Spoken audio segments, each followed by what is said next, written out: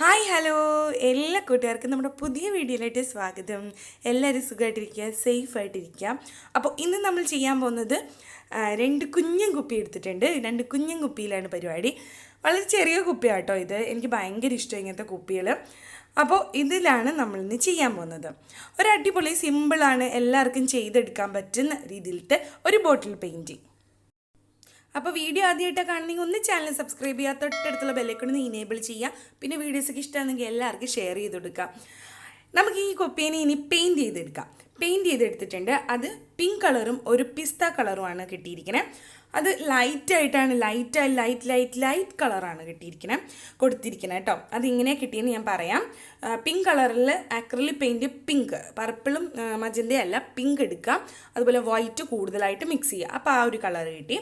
പിന്നെ ഈ പിസ്ത ഗ്രീൻ കിട്ടിയത് നമ്മൾ യെല്ലോ സാധാരണ ലെമൺ അല്ലോ കേട്ടോ, ഗ്രീൻ പിന്നെ വൈറ്റ് ഈ മൂന്ന് കളറും കൂടെ മിക്സ് ചെയ്യുമ്പോഴാണ് ഈ ഒരു കളർ കിട്ടണം. അതും വളരെ കുറച്ച് ഗ്രീനും യെല്ലോയെ ഉപയോഗിക്കാവുള്ളൂ, വളരെ കുറച്ച് വൈറ്റ് കൂടുതലായിട്ട് ഉപയോഗിക്കണം. ഇനി നമ്മൾ ചെയ്യാൻ പോകുന്ന സീറോ ബ്രഷ് എടുത്തിട്ടുണ്ട്. അത് ഈ പിങ്ക് കളറിലെ കുപ്പി നമുക്ക് ആദ്യം ഭംഗിയാക്കാം. അപ്പോൾ അതിനായിട്ട് പിങ്ക് കളർ എടുത്തു, അക്രിലിക് കളർ പിങ്ക്. ഇതുപോലെ നമ്മൾ വരച്ചു കൊടുക്കുക.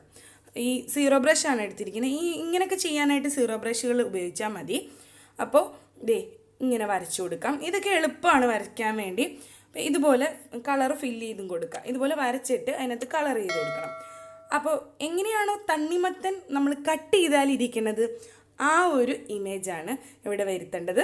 കണ്ടോ? അപ്പോൾ ഇതുപോലെ നമ്മൾ വരച്ചു കൊടുത്തു. കുഞ്ഞു പീസാണ് കേട്ടോ, ഇങ്ങനെ കോൺ പോലെ കുഞ്ഞു പീസുകൾ. എന്നിട്ട് പച്ച കളർ നമ്മൾ അതിൻ്റെ പുറത്തെ ആ ഒരു തോടില്ലേ അതിനായിട്ട് വരച്ചു കൊടുത്തു. ആ പച്ച ലൈറ്റ് ആവാം ഡാർക്ക് ആവാം ഒരു കുഴപ്പമില്ല, രണ്ടും കൂടെ മിക്സ് ചെയ്ത് അങ്ങനെയും ആകാം. അപ്പോൾ അത് വരച്ചു കൊടുത്തു. ഇത്രയേ ഉള്ളൂ, എളുപ്പമാണ് ചെയ്യാൻ. ഈ ഒരു പച്ചയാണ് ഞാൻ ഉപയോഗിച്ചിരിക്കുന്നത്. ഇതും നമ്മുടെ സാധാരണ പച്ചയും ഉപയോഗിച്ചിട്ടുണ്ട്, കുറച്ച് ഡാർക്ക് പച്ചയും ഉപയോഗിച്ചിട്ടുണ്ട് കേട്ടോ. അപ്പോൾ രണ്ട് പച്ച ഉപയോഗിച്ചിട്ടുണ്ട്. അപ്പോൾ ഇതുപോലെ മൊത്തത്തിൽ വരച്ചെടുക്കാം. അപ്പോൾ ചെറുതും വലുതും ഒക്കെ ആയിട്ട് പീസുകൾ ചെയ്തെടുക്കാം. എളുപ്പമാണ് ഈ ചെയ്യാൻ. എന്നിട്ട് കറുപ്പ്, അതായത് ബ്ലാക്ക് എടുക്കുക. നമ്മൾ ടൂത്ത് പിക്കിലൊന്ന് ജസ്റ്റ് ഡിപ്പ് ചെയ്തിട്ട് അതിൽ കുരുവായിട്ട് നമ്മളിങ്ങനെ ഡോട്ടിട്ട് കൊടുക്കുക. കുരു എങ്ങനെ, ഇപ്പോൾ ചെറിയ തണ്ണിമത്തനല്ലേ വരയ്ക്കണേ, അപ്പോൾ ചെറിയ ഡോട്ടിട്ട് വേണം കൊടുക്കാൻ. നമ്മൾ ബ്രഷ് ഇട്ട് കൊടുക്കുമ്പോൾ വലുതായി പോവും. അതുകൊണ്ട് ചെറിയ പിന്നോ അല്ലെങ്കിൽ ടൂത്ത് പിക്കോ എന്തെങ്കിലും വെച്ചിട്ട് മതി. അപ്പോൾ കൂർത്തിരിക്കുന്ന എന്തെങ്കിലും വെച്ചിട്ട് നമ്മൾ ഡോട്ടിട്ട് കൊടുക്കാം. അപ്പോൾ അതും കഴിഞ്ഞു. അപ്പോൾ തണ്ണിമത്തൻ ഇരിക്കുന്നത് എങ്ങനെയാണോ അങ്ങനെ കട്ട് ചെയ്ത് എങ്ങനെയാണോ ഇരിക്കുന്നത് അങ്ങനെ തോന്നും. ഇനി നമ്മൾ ആ ഒരു പിങ്ക് കളർ തന്നെ കുപ്പിയുടെ മുകൾ ഭാഗത്ത് കൊടുക്കുന്നു. അത് ഇഷ്ടമുള്ളവർക്ക് ചെയ്താൽ മതി. ഞാനിപ്പോൾ പിങ്ക് കളർ അവിടെ ഒന്നുമില്ല, അതുകൊണ്ട് നമ്മൾ ആ പിങ്ക് കളർ കൊടുത്തതേ ഉള്ളൂ. പിന്നെ ഒരു പച്ച കളർ നമ്മൾ മുകളിലായിട്ടും കൂടെ കൊടുത്തു. പിന്നെ നമ്മൾ ബ്ലാക്ക് കളർ ടൂത്ത് പിക്കിൽ എടുത്തിട്ട് അതിൻ്റെ ആ ഒരു ഗ്യാപ്പുള്ള ഭാഗങ്ങളുണ്ടല്ലോ അവിടെ എല്ലാം ഡോട്ടിട്ട് കൊടുക്കാം, ചെറിയ ഡോട്ട്. അപ്പോൾ ഒരു പ്രത്യേക ഭംഗി വരും. കണ്ടോ? അപ്പോൾ തണ്ണിമത്തൻ കട്ട് ചെയ്ത പീസുകൾ എങ്ങനെയാണോ ഇരിക്കുന്നത് അതുപോലെ തോന്നും. അപ്പോൾ എളുപ്പമല്ലേ, എളുപ്പം ചെയ്യാം.